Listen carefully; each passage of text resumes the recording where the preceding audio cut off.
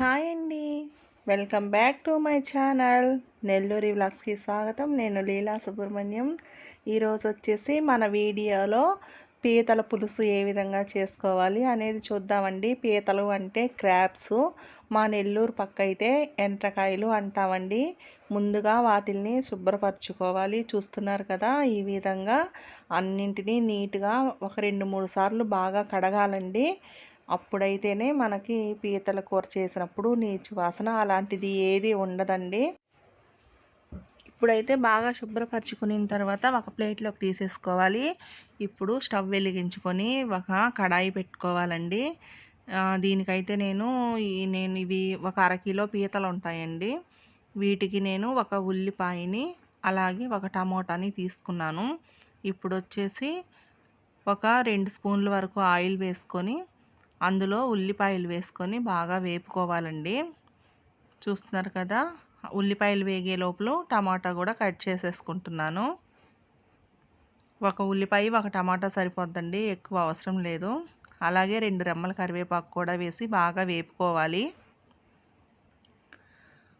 ఒక స్పూన్ అల్లం వెల్లుల్లి పేస్ట్ కూడా వేసుకొని బాగా వేపుకోవాలండి, పచ్చివాసన పోయే వరకు. అలాగే కట్ చేసి పెట్టుకున్న టమాటా ముక్కల్ని కూడా అందులోనే వేసేసి బాగా కలుపుకోవాలి, మెత్తగా మగ్గించుకోవాలండి. ఇప్పుడైతే మనం కడిగి పెట్టుకున్న పీతలను అయితే అందులో వేసేసుకొని బాగా ఒకసారి కలపాలి. ఇందులోనే మనం ఒక స్పూన్ కల్లుప్పు, ఒక అర స్పూన్ పసుపు వేసి బాగా తిప్పుకోవాలండి.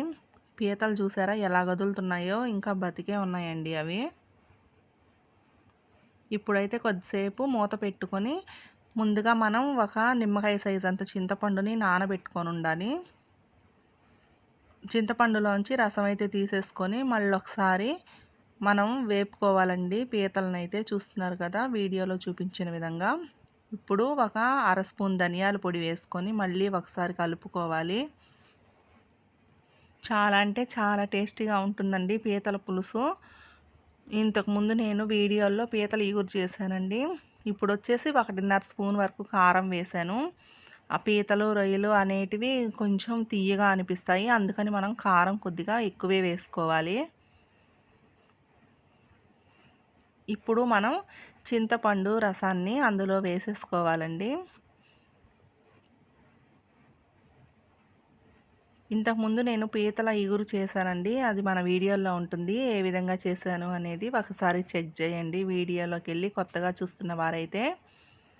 చింతపండు పులుసు పోసుకున్న తర్వాత ఈ విధంగా బాగా ఒకసారి కలుపుకొని మూత పెట్టి ఉడికించుకోవాలండి. ఒక 10 నిమిషాలు ఉడికించుకుంటే సరిపోతుంది. చూసారా, ఇప్పుడు నూనె అయితే తేలింది కదా, ఈ విధంగా ఉడికించేసుకున్నట్లయితే మనకి కర్రీ అనేది రెడీ అయిపోతుంది.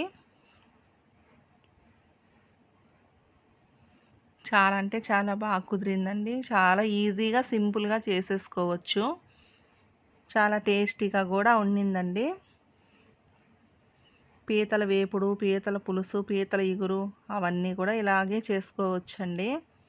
ఇప్పుడు వచ్చేసి కొద్దిగా కొత్తిమీరని యాడ్ చేసుకొని మరొకసారి బాగా కలుపుకొని మూత పెట్టి ఉడికించినట్లయితే ఎంతో టేస్టీగా ఉండే పీతల పులుసు రెడీ అయిపోయింది. క్రాబ్ కర్రీ, క్రాబ్ పులుసు అండి, అంటే ఎండ్రకాయల పులుసు. అంతేనండి. వీడియో నచ్చిందా? నచ్చితే లైక్ చేయండి, షేర్ చేయండి, కామెంట్ చేయండి. నా ఛానల్ని ఫస్ట్ టైం చూస్తున్న వారు సబ్స్క్రైబ్ చేసుకోండి. థ్యాంక్స్ ఫర్ వాచింగ్ అండి. మరొక వీడియోతో మళ్ళీ మీ ముందుకు వస్తాను. Bye bye.